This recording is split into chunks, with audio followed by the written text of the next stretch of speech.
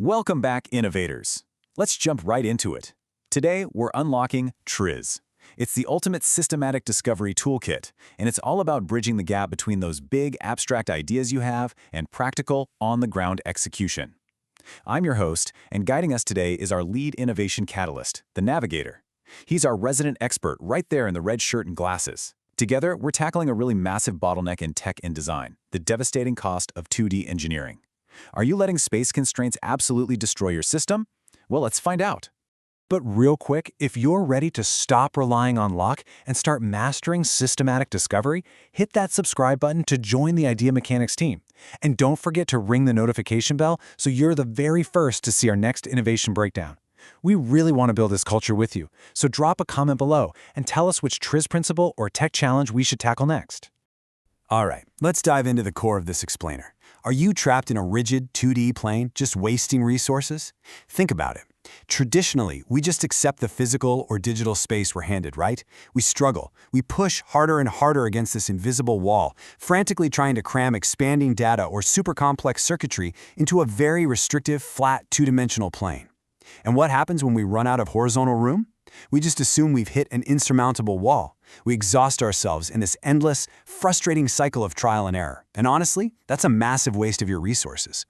Now notice the stark contrast our Navigator is pointing to here. On one side, we have the old way, trial and error. That's the exhausting guessing game we just talked about, where you're just hoping for a rare eureka moment, trying to squeeze things just a little bit tighter.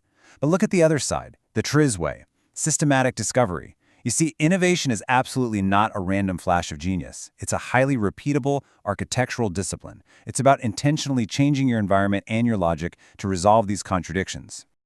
To totally shatter this 2D barrier, our Navigator is bringing out a real heavy hitter from the toolkit, TRIZ Principle 17.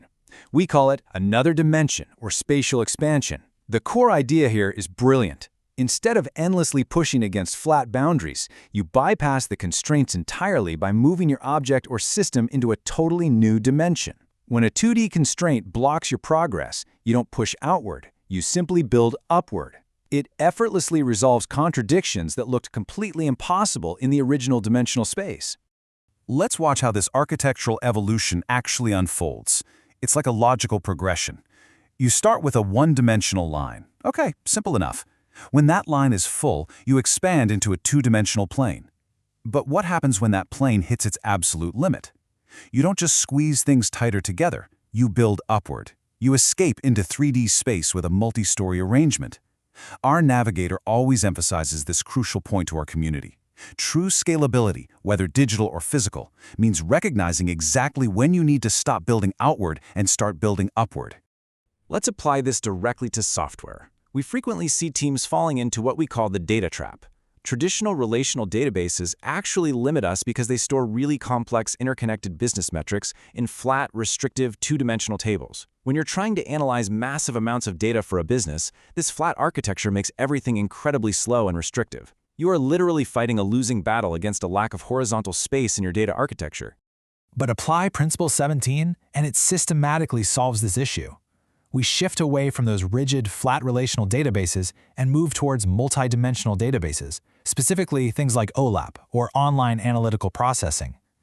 By applying this spatial expansion principle to software architecture, we organize the data in a way that actually reflects its true multidimensional nature. We completely abandon those flat tables and leap into a completely new dimensional space. It's a total game changer. So, what does this actually look like in practice? Well, instead of a flat spreadsheet-style table, your data is systematically structured along intersecting dimensions. You've got time, like years and quarters. You've got geography, countries and cities, and product, categories and brands. Organizing it this way allows you to instantly and intuitively slice and dice your metrics from multiple perspectives at once.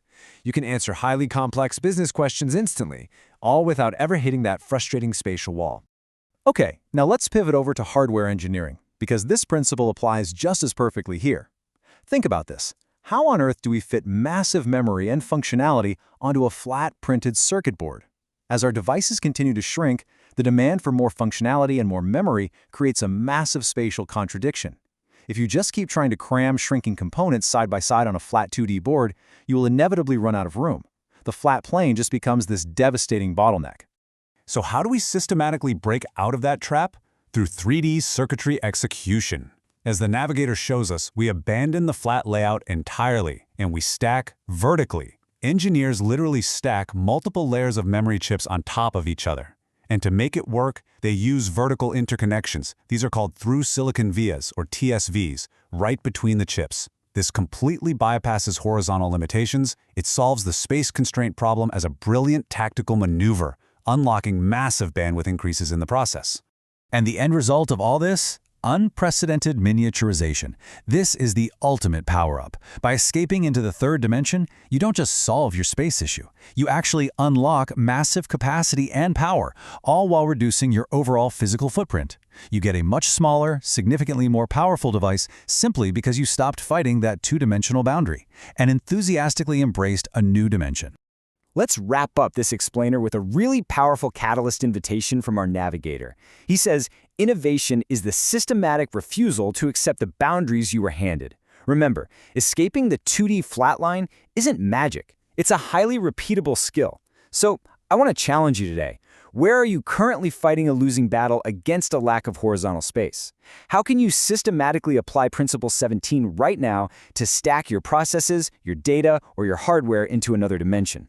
Let's take what we learned, bridge that gap between abstract ideas and practical execution, and build upwards.